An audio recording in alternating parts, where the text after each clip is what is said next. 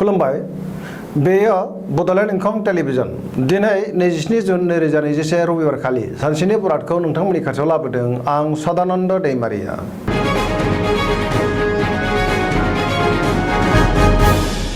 सिगां फरायनो लादों मेष राशि गिबि हांखो अ ल दिनैनि साना जोबोर मोजां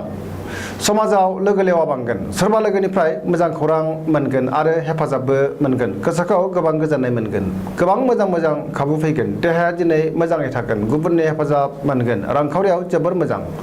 मोननो गोनांखौ दिनै मोननो हागोन आरजिनाय धोनखौ दोनथुमनो हागोन बेफार फालांगियाव मोजां मुलाम्फा मोनगोन मावनो लानाय खामानिखौ थि समावनो मावफुंनो हागोन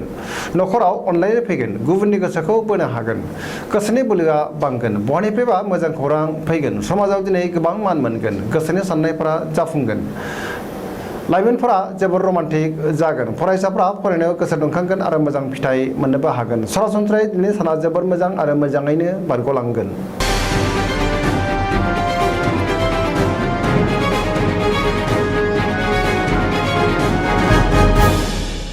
वृष राशि गिबि हांखो इ उ ब दिनैनि साना मोजां आरो गाज्रिनि गेजेरजों बाबेरलांगोन गोबां जेंना एबा हेंथा हेंसिनि गेजेरजों मोगा मोगि जानांगोन गोसोखौ दिनै जोबोर गुलाय गुजाय मोनगोन मावनो लानाय खामानिखौ थि समावनो मावफुंनो गोब्राब जागोन समाजाव मान मोनगोन रांखावरियाव मोजां मोननो गोनांखौ दिनै मोननो हागोन सोरबा लोगोआ अदेबानि थगायनोबो नाजागोन सांग्रां जानाया गाहाम बेफार फालांगियाव मोजां मुलाम्फा मोनगोन न'खराव बिसि फिसायनि गेजेराव अननानै फैगोन देहाया दिनै मोजाङै थागोन अब्लाबो जानाय लोंनायाव सांग्रां जानाया गाहाम गुबुनजों बाङाय बुंनायानो गाहाम थार लोगोनि आंखाल जानो हागौ लोगोफोरनि हेफाजाब मोननाय नङा लाइमोनफोरनि गोसोआ दिनै जोबोर आला खाला जागोन फरायसाफ्रा फरायनायाव गोसो दुंखांगोन धोरोमारि बिथिङावबो गोसो दुंखांगोन।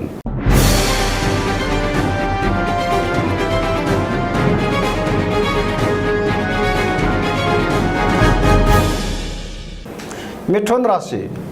गिबि हांखो ख स दिनैनि साना जोबोर मोजां गोबां खामानि मावनो गोसो दुंखांगोन मावनो लानाय खामानिखौ थि समावनो आरो गोरलैयैनो मावफुंनो हानानै गोसोखौ दिनै जोबोर गोजोननाय मोनगोन देहाया दिनै मोजाङै थागोन अब्लाबो नाथाय जानाय लोंनायाव सांग्रां जानाया गाहाम रांखावरियाव जोबोर मोजां होनजायो आरजिनाय धोनखौ दोनथुमनो हागोन मोननो गोनांखौबो दिनै मोननो हागोन बेफार फालांगियाव मोजां मुलाम्फा मोनगोन न'खराव अनलायनाय फैगोन समाजाव दिनै गोबां मान मोनगोन गोसोनि बोलोआ बांगोन गुबुननि गोसोखौ बोनो हागोन बिदा फंबायजों मोजां सोमोन्दो थागोन गोसोआ दिनै जोबोर रमान्टिक जागोन फरायसाफ्रा फरायनायाव गोसो दुंखांगोन आरो मोजां फिथाइ मोनगोन सरासनस्रायै दिनैनि साना जोबोर मोजां आरो मोजाङैनो बारग'लांगोन।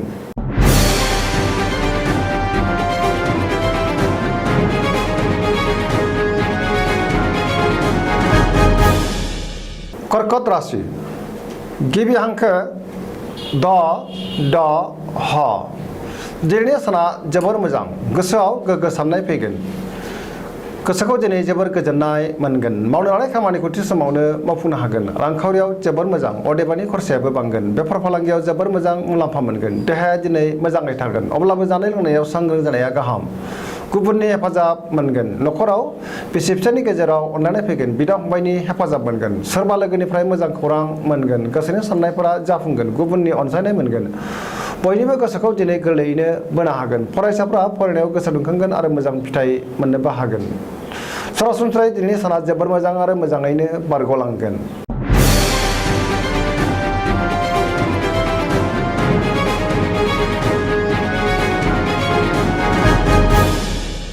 सिंह राशि गिबि हांखो म ट दिनैनि साना मोजां आरो गाज्रिनि गेजेरजों बाबेरलांगोन देहाया दिनै बारा मोजां थानाय नङा लोमजानाय मोनगोन जानाय लोंनायाव सांग्रां जानाया गाहाम गोसोखौ दिनै जोबोर गुलाय गुजाय मोनगोन अदेबानि बयनिबो अनसायनाय मोनगोन बयजोंबो अनजागोन मावनो लानाय खामानिखौ थि समावनो मावफुंनोबो हागोन रांखावरियाव मोजां होनजायो गोबां धोन आरजिनो हागोन बेफार फालांगियाव मोजां मुलाम्फा मोनगोन न'खराव अनलायनाय फैगोन गोसोनि बोलोआ बांगोन गोबां खामानि मावनो गोसोआ थुलुंगाखांगोन नाथाय खस्थ' मोनगोन मोननो गोनांखौ दिनै मोननो हागोन गोसोनि साननायफोरा टेबोर नांगोन समाजाव मान मोनगोन न'खराव बिसि फिसायनि गेजेराव अनलायनाय फैगोन बिदा फंबायनि हेफाजाब मोनगोन बिमा बिफानि अननाय आरो बोर मोननो हागोन।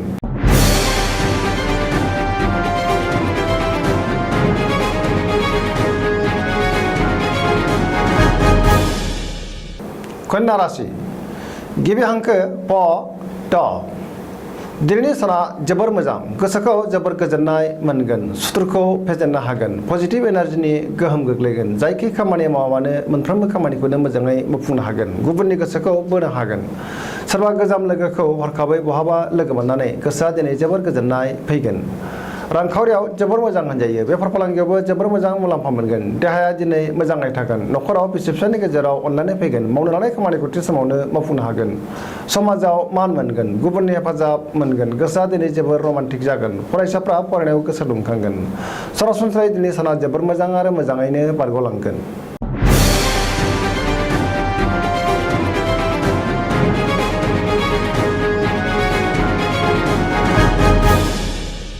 तुला राशि गिबि हांखो र ट दिनैनि साना बारा मोजां नङा गोसोखौ दिनै जोबोर उसुखुथु मोनगोन गोसोनि बोलोआ लोरबां जागोन गोसोनि साननायफ्रा देबर नांगोन मावनो लानाय खामानिखौ थि समावनो मावफुंनो गोब्राब जागोन देहाया दिनै मोजाङै थागोन अब्लाबो जानाय लोंनायाव सांग्रां जानाया गाहाम रांखावरियाव बारा मोजां नङा नाङा फाङा खरसाया बांगोन मोननो गोनां धोनखौ दिनै मोननो गोब्राब जागोन नखराव बिसि फिसायनि गेजेराव अनलायनाय फैगोन समाजाव मान मोनगोन लाइमोनफोरनि गोसोआ दिनै जोबोर आलांखाला जागोन बेफार फालांगियाव बारा मोजां नङा खहा जानांनो हागौ फरायसाफ्रा फरायनायाव गोसो दुंखांगोन आरो लोगोफोरनि हेफाजाब मोननो हागोन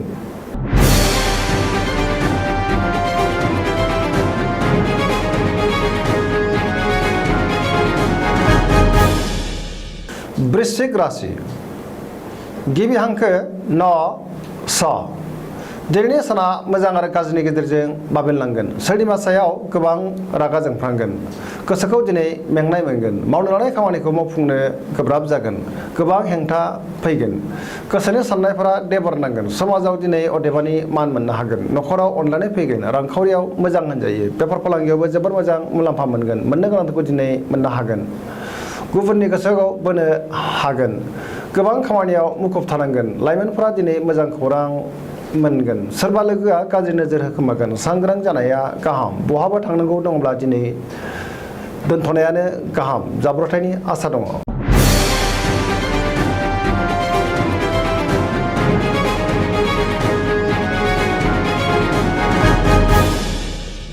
धनु राशि गिबि हांखो ध फ भ दिनैनि साना जोबोर मोजां गोसोखौ दिनै जोबोर गोजोननाय मोनगोन सोरबा लोगोजों बाख्नाय जागोन मावनो लानाय खामानिखौ थि समावनो आरो गोरलैयैनो मावफुंनो हागोन गोसोनि साननायफोरा जाफुंगोन रांखावरियाव जोबोर मोजां होनजायो बेफार फालांगियावबो जोबोर मोजां मुलाम्फा मोनगोन आयआ बांगोन समाजाव मान मोनगोन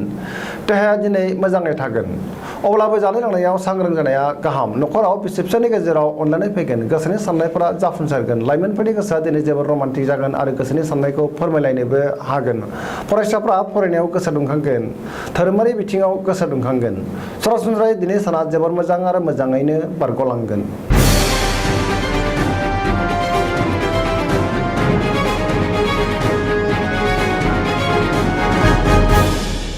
मकर राशि गिबि हांखो ख ज दिनैनि साना जोबोर मोजां गोसोखौ दिनै जोबोर गोजोननाय मोनगोन सोरजोंबा बाख्नाय जानानै गोसोखौ बांसिन गोजोननाय मोनगोन देहाया दिनै मोजाङै थागोन अब्लाबो जानाय लोंनायाव सांग्रां जानाया गाहाम मावनो लानाय खामानिखौ थि समावनो आरो गोरलैयैनो मावफुंनो हागोन रांखावरियाव जोबोर मोजां होनजायो आयआ बांगोन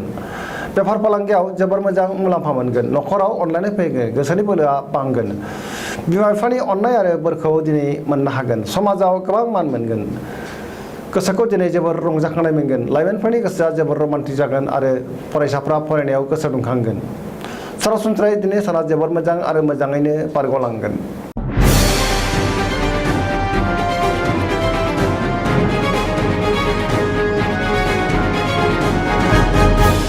कुम्भ राशि गिबि हांखो ग स स दिनैनि साना जोबोर मोजां गोसोखौ जोबोर गोजोननाय मोनगोन मावनो लानाय खामानिखौ थि समावनो आरो गोरलैयैनो मावफुंनो हागोन समाजाव मान मोनगोन लोगोफोरनि हेफाजाब मोनगोन बयजोंबो अनसायजागोन रांखावरियाव जोबोर मोजां होनजायो बहानिफ्रायबा गोबां धोन मोननायनि खाबु जागोन देहाया दिनै मोजाङै थागोन नखराव अनलायनाय फैगोन बयजोंबो मोजां सोमोन्दो थागोन लाइमोनफोरनि गोसोआ दिनै जोबोर रमान्टिक जागोन आरो गावबा गावनि गोसोनि साननायखौ फोरमायलायनोबो हागोन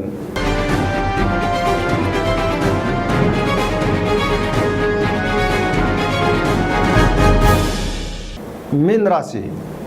गिबि हांखो द स दिनैनि साना जोबोर मोजां गोसोखौ जोबोर गोजोननाय मोनगोन गोसोनि बोलोआ बांगोन देहाया दिनै मोजाङै थागोन अब्लाबो जानाय लोंनायाव सांग्रां जानाया गाहाम रांखावरियाव जोबोर मोजां होनजायो मोननो गोनांखौ दिनै मोननो हागोन बेफार फालांगियाव जोबोर मोजां मुलाम्फा मोनगोन नखराव बिसि फिसायनि गेजेराव अनलायनाय फैगोन बिदा फंबायजों मोजां सोमोन्दो थागोन बयजोंबो अनसायजागोन लाइमोनफोरा मोजां खौरां मोनगोन गोसोनि साननायफोरा जाफुंगोन गोसोआ दिनै जोबोर रमान्टिक जागोन बयजोंबो गोरोबनो रोंगोन सिगांनि बबेबा आद्रा खामानिखौ दिनै गोरलैयैनो मावफुंनो हानाय गोसोखौ जोबोर गोजोननाय मोनगोन सरासनस्रायै दिनै साना जोबोर मोजां आरो मोजाङैनो बारग'लांगोन दिनैनि राशि फरायनाया एसेनोसै जोबनायाव बेखौनो खावलायो जाहाथे नोंथांमोना सानफ्रामबो जोंनि बे बड'लेण्ड इंखं टेलिभिजनखौ नायबाय थायो आरो साबस्क्राइब खालामो एसेनोसै गोजोन्थों।